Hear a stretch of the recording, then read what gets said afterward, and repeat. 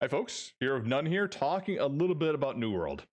So I'm going to put the kind of summary first, and then we're going to go over some of the points here. So the question most of you are asking is would I recommend this game? And I would recommend this game for anyone that likes melee ranged mixed PvP systems.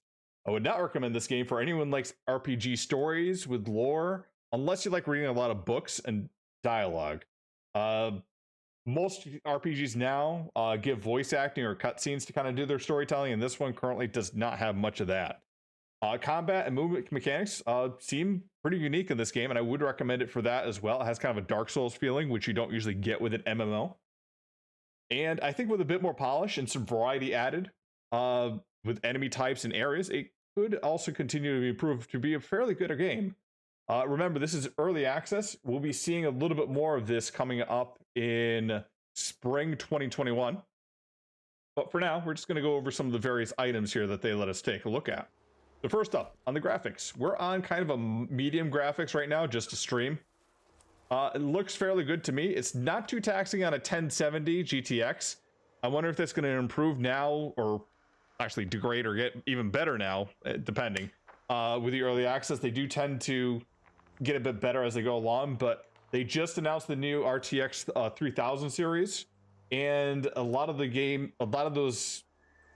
those cards right now have ray tracing, which if this one gets ray tracing, it's going to look amazing, but then that also means it's not going to be very compatible with some of the older cards. So it'd be interesting to see what they go with. This had a few hitches when I first streamed it, but I was running with base rig at the same time. But right now we're running with NVEC encoding. Looks pretty good. I have a few frame drops here and there, but nothing too major. Storytelling and questing, which is a big thing for me on MMOs. It's very low on storytelling. Opening cinematic and tutorial had a lot of promise to it, but that was about it. After we got into the game itself, the storytelling became a lot more, okay, talk to an NPC, get a wall of text that you have to read, and then start the quest. The quests themselves, as you can see, are very, go and kill 10 of these. Gather these chests. Go back and talk to the person who gave you the quest. Okay, that's it. That's the majority of it. It's very generic at this point. I'm wondering if they're going to add in more as they go along. In all honesty, compare it to like Fallout 76 when it was released in story, because it was a pretty thin story when that got released. This feels even thinner than that. So I'm hoping they're going to be adding a lot more while they're doing some tweaks and all that stuff after this early preview here. There are some epic equipment weapon quests later on, but even that, from what I've seen, is still like text-based stuff. So it's nothing like an epic like story quest that you go along and do. Visuals for players, enemies, and locations. I think the players look up pretty good. They have a very like colonial feel. If you guys have ever seen Greedfall, it looks very much like that. And maybe Side it doesn't have like the tribal look that some of the Greedfall folks said. That's basically colonial pirates, some armor. You have dagger, you have swords, shields, hatchets, some magic casting, muskets, bow and arrows. All of them look pretty nice. Monster detail is pretty good, though the variety is a little lackluster. So you're going to fight some enemies that are lost, like they're skeletons. You're going to fight some of various corrupted humans, as you can see here. You're going to have some more wilderness, kind of Spriggan-like enemies. You're going to have beasts like that as you go along with that. And then there's some variety of the beasts as well, along with all that. Again, this is early access, so they may have more stuff coming along the area along the way. Area-wise, it's good, but it lacks variety. Again, we're currently in the higher end area here, and like some of the tents and some of the setups and all that stuff look like it was back when it was way far down here in some of these other areas here. The temples, the towns, the overrun farmsteads, they all have a very similar feel to them, whether it be in this zone or this zone or this zone or this zone. They all kind of feel the same. Really, where you get the variety is once you start hitting like Weaver's Fen, which is a kind of a boggy area to get into. And then when you get up to Elden Grove, Greater Cleavage is more of a snow area. Shattered Mountain, which is more like a volcano type area. This is where the real variety seems to kick in. These earlier areas, though, some of the caves you go in, they're all generic. They have the same like look and feel to them depending on where you go in. You go into a camp or a town, you're like, have I been to this town before? That's kind of how it feels right now. But again, early preview, this may change, and I'm hoping it still will get some improvements as well. So now let's talk a little bit about the combat and the movements. Combat in this is actually pretty good. Kind of a Dark Souls feel is what I hear most talk about. You have dodge rolling. Not really dodge rolling, but like dodging back and forth here. You can run away from enemies. Combat is directional based. So I can go ahead and do any one of my abilities here. Nothing auto targets in this game. Like you have to target every single hit in this. If you're not used to that for an MMO, you might want to steer away. But again, if you're skilled with that stuff and you know what you're doing, it's fairly good. There are cooldown timers with this stuff, as you can see here, and there are modifiers to fix that. Given this game doesn't really have a resource system, this has some mana when you use your staff. As you can see here, your light attack here, that blue bar goes down. It will recover as you go up, but there's really no way to increase that or anything else. But you can increase or affect the mana regeneration rate that you have. I can show here. You do have some cooldown reduction through various skills and through various armor, but that's kind of the skill to it. Addition to that, you only have 3 skills on it, as well as your light attack, your heavy attack, and of course your dodge rolling and movement. You also have 4 potions or food slots that you can use. You can see in the upper area there. So you can put health potions on there, you can put some reduction potions, etc. Whatever you want to really use. Now also to mention on this, there is how do I feel about the cooldown timers? It kind of depends. It's not willy-nilly. You can't really just go ahead and use them, spam them as you would in other games. You have to be really careful about when you use them, which gives it a level of skill, I feel. But at the same time, I like to be able to use abilities when I need to use them. You do have 3 weapons that you can cycle through. So each one of these can use a different set of skills. So you basically might have like 9 in total. There is a bug with the early access right now, though, that once I use an ability on one...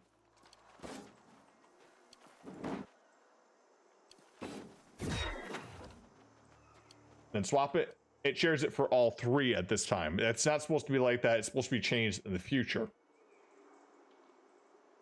Now, another interesting thing is I think anyone can beat anyone or anything in this. The only difference on this is the variety of, well, how long it's going to take or how many hits it's going to take between either enemy and how much health you can take or how many hits you can take. So where I faced some enemies in a level 60 area, I was only taking slivers of their health away, but I could eventually kill them. Whereas I'm 33 right now and I fight a 31, I'm going to have a lot more impact. I'm going to take maybe a quarter of a hit with a heavy attack versus that sliver of health that I could do in that high-end area. But depending on where you look at it, I can stack everything into Constitution and raise up my health so I can actually take a hit in those areas. And really, I only need to get 1 hit on an enemy to get full credit on it when everyone else is beating on it. So if you go into group areas inside the high level areas, get 1 hit on an enemy, you're getting full experience for that. That's kind of a way a lot of folks are leveling themselves up. Don't know if that's going to change in the first part of this, but coming down the road, spring 2021, maybe changed. Let's see. Blocking works fairly well. It also has it for almost every weapon. Sword and board, of course, is a little bit better for blocking the other ones here. I did notice, and I'm not sure, again, this is early access, some heavy attacks would break my block.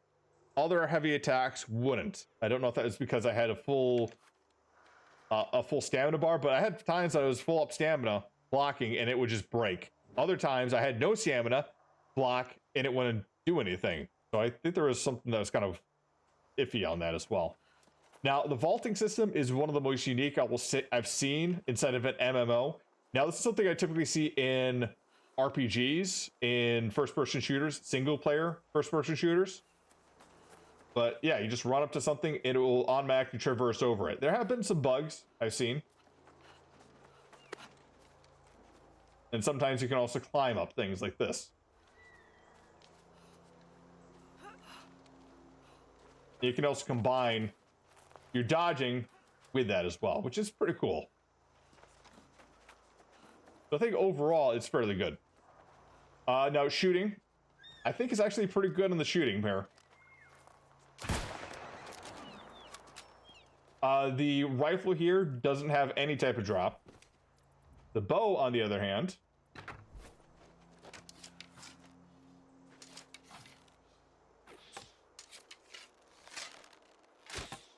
you can see I can draw it or draw it further back. Do that. Reason for that. See the drop?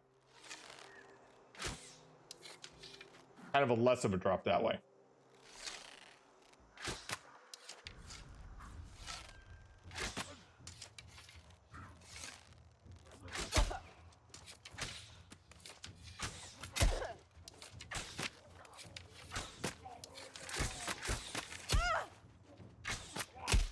You can see you can be knocked out of your things, or out of your abilities too.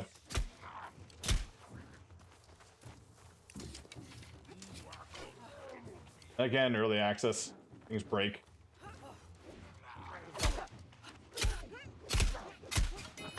You can hit multiple enemies with your swings. Heavy attacks can still be broken. Some attacks. Come on, hit me. I was trying to show. I could also bait this guy into a hit here and just run away.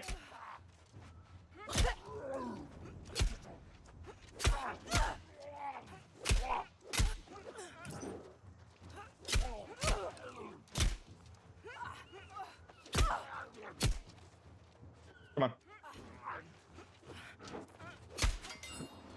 Again, directional combat is very important. You don't necessarily hit always when you do a quick turn like that. And it feels pretty solid. If you're a Dark Souls player, I think this might be fairly close to something more of the combat system a lot of people want to have with that, with a good reactive type system with it. Overall, I think that the ranged combat is a little bit lackluster at this point right now. I feel like it needs more oomph because of the whole having to line up the shot, pull it back, and then fire. Whereas in other MMOs and all that stuff, it might be a little bit quicker, more action-based. And honestly, I could just go ahead and switch to this, do light attacks on some of these enemies, and just stun lock them with like repetitive hits, especially with a hatchet, which is really overpowered in this current version. Magic, bit of a delay in the way that it works, and the targeting feels off sometimes. Probably again because just gonna light click, because there's that delay between when I click it and when it actually goes off. So there's something that feels a little bit off in this, especially because I can't target it like I can with the bow or I can with the musket. Let's see here.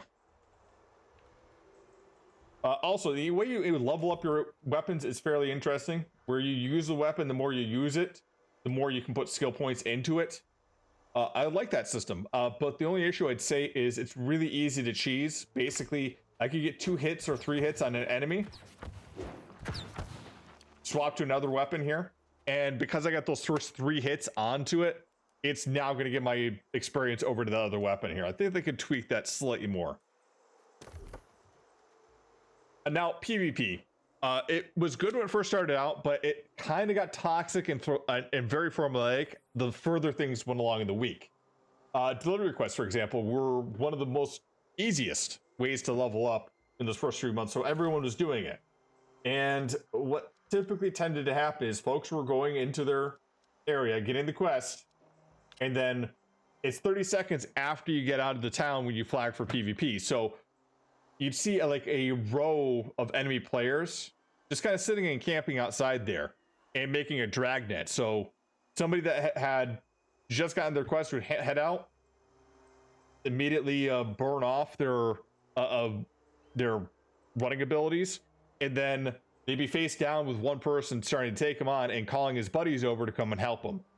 There's a lot of fights that would tend to have to be 1v2 or 1v3, and there's very little incentive fight in even numbers. So even in 1v1 skirmishes, people would still just wander about 2 people fighting and then join in to get some more, get some experience or get some renown for doing so. Taking the keeps also seemed a bit off. So keeps are basically who owns this area and who kind of controls it. You can see these 2 are fighting here. And with this, there's a siege window that goes with it here. So that's if you don't come onto the server at 4 p.m. to 4:30 like me, because I work a 9 to 5, you're not gonna be able to participate in war. And it's always set at this time based on whatever server you're in. That's kind of problematic in my opinion. I mean, it takes away a bit from the chaos of war and doesn't really give, like, it's good for like setting up large matches, I guess, but like the style of it just kind of doesn't feel right in general. In addition to that, how you sign up for this is basically Blackhorn will have 10 people that will sign up, Flagship will have 10 people that sign up, and then 40 people from either faction, being purple or gold, will sign up. And it could be any person from that company, that guild, or somebody outside of it, and they just sign up and they get into it. So you don't even know who you're getting. You don't have like some type of like, I don't know, ranking system to choose who gets into it from what we could see. I think that needs to be readdressed in some areas. In addition to that, each one of these areas also has a kind of like control area here. So the more quests that you do in this area, the better. And you get territory rewards here, but like most of us really didn't care about the quests that we did in the area. Like, we didn't care if somebody else was trying to push up and try to do an invasion of this area. We're just trying to level up. So I don't think there's like a whole lot of incentive to really care about the area's faction, what was going on there. It kind of had the Warhammer Online type of feel in the way they're handling it, but folks just didn't care, from what I could see. So has an interesting thing to it, but again, it feels like it needs to have a bit more to it and to get people really involved, especially folks that are doing the PvE side of it here, because that's kind of a big portion of it. Folks are pushing along doing quests in the PvE side to help folks do PvP on the fort side. I feel like it needs something a slight bit more chaotic, maybe more objectives out there or something. PvE gathering and crafting was good for the most part. I did not experience any of the arenas, which is supposed to be like kind of like the end game dungeons of this area, because I only kind of casually got myself up to level 33 in this right now. Other folks rushed themselves up to 60, and I heard that a few people did have some arenas, so you might want to take a look at a few of those videos. Corruption events were kind of like world bosses. As you can see here is your recommended area, and like you have size groups, 1 to 2 taking on these things, but then you have larger areas here, and those are actually pretty fun. I like those. They didn't have too much. They were kind of easy to cheese for some of the mechanics, because it could easily snipe from outside of it. And if you don't understand the mechanics of it, basically an area will fill up with corruption. You have to defeat the enemies and defeat the middle and clear it out, and you have a corruption timer that will tick down, but you can easily snipe into the corruption field and hit enemies. I kind of feel like they need to put like a barrier around it so you're forced to be in that area and taking the risk. Now, gathering itself felt fairly addictive, and basically the animations were fairly solid.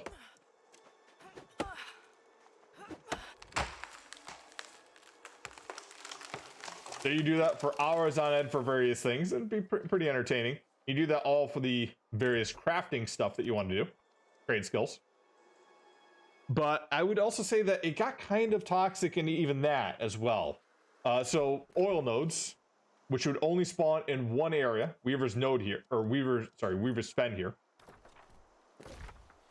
got very toxic in the players. So it only spawns in this area here, the swampy area for oil.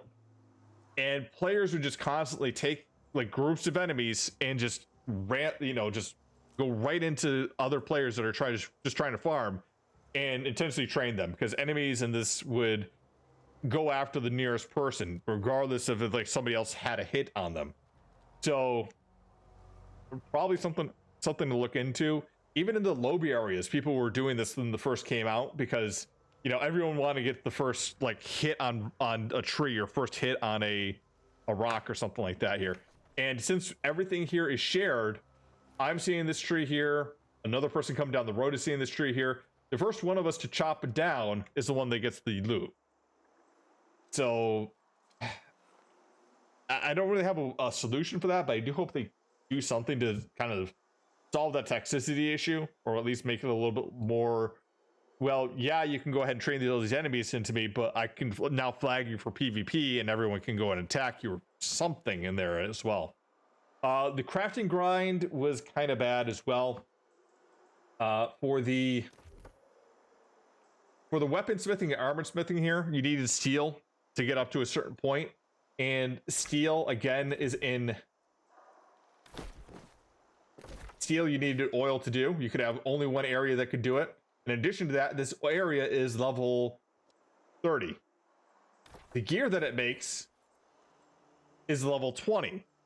So there's a very disparate area there. So they've got to probably put in some tweaks to that, make it easier to get some of those resources, or put another tier in between. Something. Just something so it makes it so that I always like it when crafting systems have something that I can craft and I can use. If I have to craft and gather materials in an area that's much higher than the stuff that I'm going to be able to craft, then what's the point, right? There's no point for me to be making this. I've already gone past that by the stuff that's either dropped or the stuff I quested for. So that was kind of a knock on that. Also, there's no NPCs to buy anything, so everything is an entirely player-based market at this time. I feel that's not necessarily a good thing. When you make food, or you make a lot of tinctures or potions, you're going to have a lot of leftovers. And other than just dropping it on the ground, there's no one to sell it off to except for other players who don't need it because the potion's kind of useless at a higher level. So, again, it's something to look at and something to fix. In addition to that, of course, I said this before, but weapon and armor smithing was an extreme grind. You had to do multiple swords or boots just to level it up, and most of those you ended up recycling rather than actually using. Now, just for your other thoughts, I put everything into Constitution,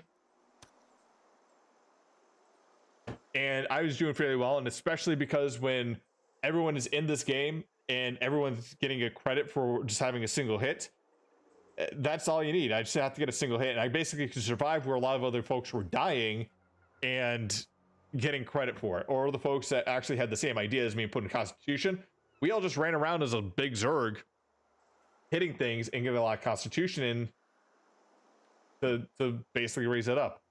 In addition to that, you also have stat raising jewelry, which is what I understand a lot of folks have at end level. They have almost about 50, 60 in Constitution. And then they start looking at the other attributes at that time. They might want to give better reasons to stratify at the earlier levels for this. Felt like PvP needed a little bit more events, a reason to flag, just to promote more world-based skirmishes in general. I have concerns in endgame. Basically, the folks were hitting level 60 and then not going back to other areas. They didn't really have much reason to hold these other areas once this occurred, except just, oh, hey guys, we have a skirmish fight here, let's go have a fight. That's basically the reason.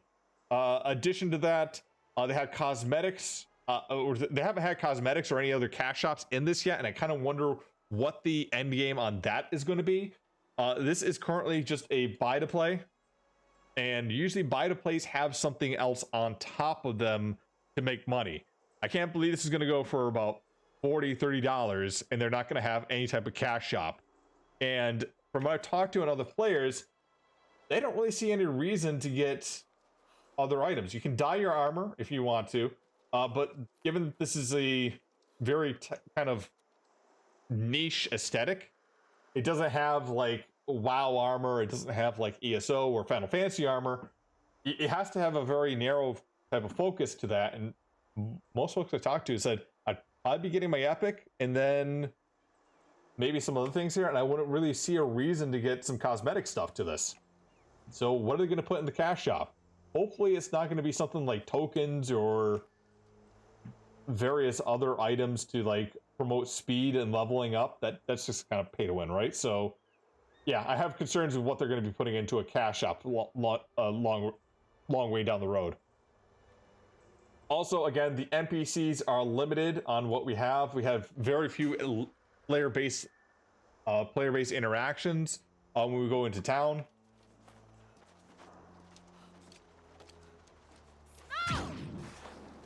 Move here real quick. Also, give a kind of quick mention here as well. Hatchet is really overpowered right now. They're probably going to nerf that. In addition to that, the health healing staff that I'm using right now with its dash ability, really overpowered as well. Everyone's using it. Probably another thing they're going to have to nerf. So they don't even give you an NPC to do town-based quests. You just go up and talk. And then other NPCs. That's it. When we have an actual quest, he'll talk to us a bit more. But you don't have a whole lot of NPC interaction with this. It's mostly player-based and interaction. Overall, I like the aesthetic.